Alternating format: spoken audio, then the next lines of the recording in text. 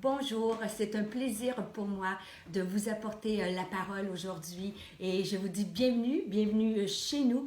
Alors vous êtes dans mon salon dans ces temps de confinement et je veux vous dire que Nouvelle Vie et toute l'Église aux quatre coins de la francophonie, que je prie pour vous. Je suis de tout cœur, nous sommes ensemble alors que nous traversons ces moments de pandémie, de crise si difficiles. Il n'y a pas une journée que je n'élève pas la voix. Alors si vous êtes malade, soyez assurés que nous prions pour vous. Toute l'Église Nouvelle Vie prie pour vous. Si vous êtes face au deuil, notre cœur est rempli de compassion. Je vais vraiment juste m'arrêter pour vous dire que nous sommes avec vous, nous sommes là ensemble, nous nous serrons les coudes et ensemble nous allons surmonter par la grâce de Dieu et par la force que Dieu nous donne, nous allons surmonter ce temps de crise. Et j'aimerais vous apporter une parole d'espoir aujourd'hui. Je suis en train d'écrire un livre sur l'espoir et durant toute cette préparation-là, ça fait déjà plusieurs mois et Dieu m'a donné cette parole sur mon cœur et je ne savais pas pourquoi, mais pourquoi dans les prochains jours, l'Église aura besoin de s'accrocher fermement à l'espoir. Et ma prière pour vous, comme il est écrit dans Romains chapitre 15, verset 13, c'est que le Dieu de l'espérance, que le Dieu de l'espoir nous remplisse de toute joie, de toute paix dans la foi et que nous abondions en espérance par la puissance du Saint-Esprit. Alors, c'est ma prière pour nous aujourd'hui, que nous puissions, peut-être que vous êtes levés, peut-être aujourd'hui découragés. Vous savez, jour après jour, les chiffres qu'on entend, les morts, les cas de contamination, c'est comme un mauvais rêve. Et je ne sais pas si vous êtes comme moi, mais il y a des matins, je me lève, je me réveille, je me dis, mais ça va finir. Et c'est comme si, et non, jour après jour. Mais il y a de l'espoir. Il y a de l'espoir. Avec Dieu, tout est possible. Il est le Dieu qui change les impossibilités en possibilités. Et dans le livre des Hébreux, au chapitre 10, au verset 23, il est écrit, c'est un texte que moi, depuis quelques jours, je le martèle à mon âme, je l'écris, que ce soit, moi, j'aime bien avoir un journal de prière, et c'est ce texte que je veux vous partager. Ça dit, au verset 23, « Restons fermement attachés à l'espérance, à l'espoir que nous connaissons comme vrai, car celui qui nous a fait les promesses est digne de confiance. » Et pourquoi on peut avoir l'espoir? Parce que cet espoir-là, elle est basée non pas sur quelque chose qui est le hasard, non pas, vous savez, des fois, j'ai déjà parlé avec quelqu'un, puis elle vivait quelque chose de difficile. Elle m'a dit, ah, j'envoie ça dans l'univers. Dans l'univers, ça change strictement rien à nos problèmes, à nos peines, à nos craintes, à nos doutes, à nos peurs. Mais au Dieu créateur de l'univers, celui qui a fait les promesses, qui est fidèle, grâce à lui, nous pouvons avoir cet espoir-là. Et c'est ma pensée de tout cœur. Et la parole de Dieu nous dit aussi, dans le livre des Hébreux, au chapitre 6, ça dit, hein, cet espoir, cette espérance, nous la possédons comme une encre de l'âme sûre et solide. Et la seule façon dont l'espoir a un impact, c'est ce dans quoi nous posons, nous ancrons notre espoir. Et nous, comme croyants, nous avons le privilège de pouvoir mettre notre espoir en ce Dieu-là, un Dieu qui est aimant, un Dieu qui est plein de compassion, à un Père fidèle, vous savez, à un berger qui nous conduit dans des verts pâturages. Oui, il est possible dans ces temps de crise d'avoir ce berger qui va te conduire dans des eaux paisibles, dans ces verts pâturages. Non, il dit, hein, il dresse une table en face de nos adversaires et à cette table-là, c'est une table de communion. Dieu t'invite à chaque jour à venir t'abreuver à cette table de communion où tu peux aller trouver la paix, tu peux aller trouver la joie, tu peux aller trouver le réconfort. Et c'est un peu comme... C'est fou parce que quand on regarde un petit peu certains cataclysmes naturels, lorsqu'on parle de tornades, de cyclones, lorsque les vents tourbillonnent, les scientifiques nous disent qu'il y a l'œil de la tornade. Lorsque tout est ébranlé, que ça va à des vitesses pas possibles, tu peux, au centre de cette tornade-là, dans l'œil de la tornade, il n'y a aucun vent. Tu peux être complètement protégé. Alors, je veux t'encourager, je veux nous encourager à aller trouver ce repos dans la présence de Dieu. Et récemment, en février dernier, j'ai eu le privilège d'accompagner l'équipe de Mission Nouvelle Vie, un merveilleux voyage humanitaire qui a vraiment impacté ma vie. Je remercie Pasteur Sonia pour ce voyage extraordinaire. Et à la fin, on a visité des bidonvilles, j'ai pu apporter la parole aussi dans une église là-bas. Et on a eu 36 heures de vacances, on a vraiment travaillé fort. Et je vais vous partager un moment cœur à cœur que j'ai vécu et que je ne savais pas qu'aujourd'hui j'allais mettre en pratique. Et je vous ramène à ce moment-là, en février, on est en vacances, on est 10 femmes de l'église, on a vécu des choses. J'avais apporté un dévotionnel le matin et dans le dévotionnel, j'avais dit, il faut affronter nos peurs.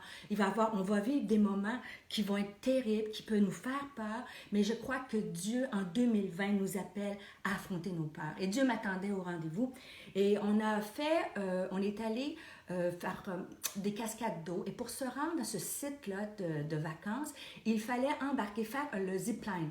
Et avec les 10 filles, c'était des jeunes filles. Donc, le zipline, on était suspendus à un harnais. Il y avait une poulie et ça avait l'air un petit peu pas très, très sécuritaire. Et moi, j'ai peur des hauteurs. Et c'était des mètres et des mètres de haut.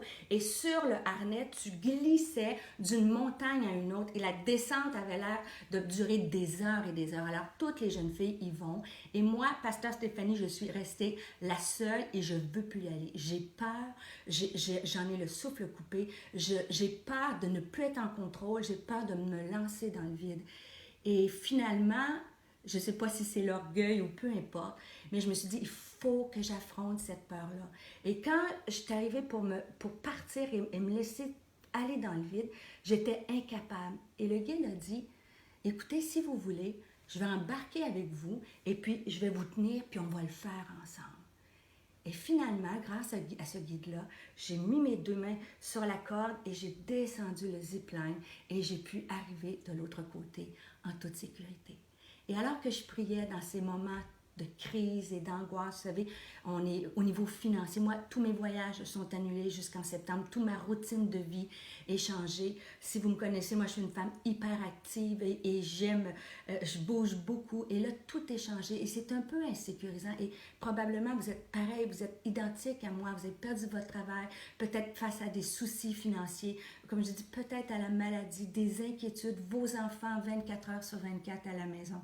Je veux vous encourager à faire confiance à ce grand Dieu qui va embarquer avec toi comme ce guide a fait dans le zipline et qui va t'aider à traverser de l'autre bord. Et cette image-là était tellement forte. Quand je suis arrivée de l'autre côté, c'est comme si Dieu me disait, tu as peur, tu n'as plus le contrôle, mais moi je te tiens et je vais t'emporter, je vais t'emmener l'autre côté, de la montagne.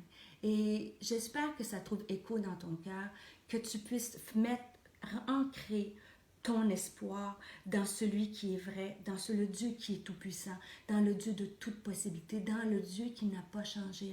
Dans Jérémie 29, car je connais les projets que j'ai formés sur vous, dit l'Éternel, projets de paix et non de malheur, afin de te donner un avenir et de l'espérance. Il y a de l'espérance, de l'espoir pour ton avenir, pour ta famille. Si tu es étudiant, tu vas pouvoir recontinuer. L'école va reprendre, ta destinée, ta carrière va reprendre. Retourne à l'école pour les jeunes. Nous allons passer à travers. Alors, reste accroché à cet espoir-là. N'oublie pas que tu n'es pas seul à traverser de l'autre côté, que Jésus, Jésus a jamais dit qu'on n'aurait pas de tempête, mais il a dit qu'il était avec nous dans cette tempête et qu'il pouvait calmer les vents. Et en terminant, j'aimerais juste terminer par la suite de ce verset. Et ça dit dans la suite du texte, ça m'a beaucoup touchée, parce que la suite du texte, ça dit « Et veillons les uns sur les autres pour nous encourager mutuellement à l'amour et à la pratique du bien. » Alors, ma première parole, c'est bien sûr, restons fermement accrochés à l'espoir, car celui qui a fait la promesse est fidèle, il est digne de confiance, et que dans l'œil de la tornade, tu peux aller trouver ce repos et cet espoir-là. Il est disponible pour toi aujourd'hui. mais je veux aussi nous encourager collectivement dans notre famille, avec les gens autour de nous, de veiller les uns sur les autres et de nous encourager mutuellement à l'amour. Et c'est pas facile, nous sommes 24 heures sur 24 ensemble, peut-être dans la même maison, et peut-être que vous aimez vos enfants, mais après des heures, vous ne savez plus quoi faire, la tension peut monter. Vous êtes peut-être aussi 24 heures sur 24 pour certains avec votre mari ou votre épouse, et ça, des fois, je ris, mais c'est pas toujours facile, et ça aussi, ça peut être anxiogène, ça peut emmener des conflits. Mais je veux nous encourager à avoir des paroles de douceur, des paroles d'amour. Dans Éphésiens chapitre 4, verset 2, c'est écrit « En toute humilité et douceur, avec patience, supportez-vous les uns les autres. » Dans Colossiens chapitre 3 et verset 12, et je vais vous lire, je vais prendre la parole, je vais vous lire, ça dit « Ainsi donc, comme des élus de Dieu saints et bien-aimés, revêtez-vous d'entrailles de miséricorde, de bonté, d'humilité, de douceur, de patience. » Amen. Et par la grâce de Dieu, je veux nous encourager que cette espérance-là nous pousse à avoir des paroles de douceur. Et ça dit, verset 13, supportez-vous, parce que des fois, c'est difficile d'être confiné, d'être isolé. Ça dit, supportez-vous les uns les autres. Et si l'un a sujet de se plaindre de l'autre, pardonnez-vous réciproquement, de même que Christ vous a pardonné. Alors, je fais un appel à l'espoir et à l'amour, que nous puissions être remplis de douceur. Vous savez, chez nous, chez les Poiriers, on a une règle, on a une phrase qu'on dit souvent parce que je ne sais pas si c'est parfait chez vous, mais c'est pas parfait chez nous. Et lorsque des fois la tension monte, et des fois on dit peut-être des choses qu'on ne voudrait pas dire, on se dit, Luc et moi, et avec les enfants, est-ce qu'on repart à zéro? Donc, je veux vous encourager à repartir à zéro, à rechercher des paroles de douceur, à être revêtu d'humilité et de briller pour la gloire de Dieu. Dans la Bible, ça nous dit que votre douceur soit connue de tous les hommes. Et le dernier verset, les paroles agréables sont un rayon de miel. Elles sont douces pour l'âme et porteurs de guérison pour l'âme. Alors, chers amis, que nous puissions rester fermement attachés à l'espoir. N'oubliez jamais, vous n'êtes jamais seul dans cette traversée-là, que le Dieu, le consolateur, Jésus a dit, il est avantageux que je m'en aille. Je vous enverrai le Saint-Esprit, le Paraclétos, celui qui te porte, celui qui t'emmène de l'autre côté, celui qui t'emmène dans un lieu d'espoir et qui te dit, ne crains rien, car les beaux jours vont revenir. Restons fermement attachés à l'espoir et veillons les uns sur les autres, que notre bouche, nous soyons reconnus pour avoir des paroles qui sont comme des rayons de miel et qui sont une source de bénédiction pour les gens dans notre maison, pour des gens qui sont isolés, peut-être pour des personnes âgées, pour des gens, si vous connaissez des gens dans le domaine de la santé, n'hésitez pas à encourager nos gouvernements et que nous soyons une source d'encouragement et d'inspiration. Alors que Dieu vous bénisse abondamment. Je vous aime beaucoup, Nouvelle Vie.